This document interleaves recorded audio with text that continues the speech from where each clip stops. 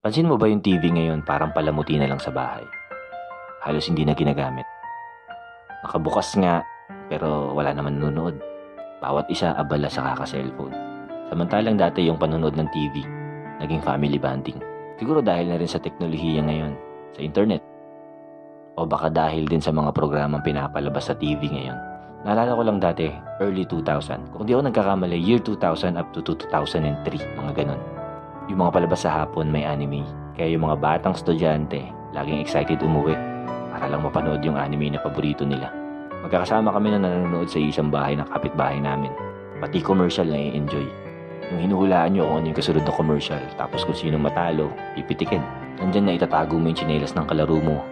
Para kapag tapos ng anime, magtatakbuhan kayo sa labas. May iiwan siya kasi nawawala yung tsinelas niya. Tapos kung ano yung mga napanood nyong anime, gagayahin nyo yun sa labas. Pagdating ng alas 7, nasa bahay na yung mga bata. Kasi may anime ulit. Pati mga magulang namin nanonood nun. Naging family bonding talaga yung panonood ng TV dati. Nakakalungkot lang din isipin na kasabay ng pagbabago ng panahon at pag-unlad ng kaalaman ng mga tao, ay marami ring nabago.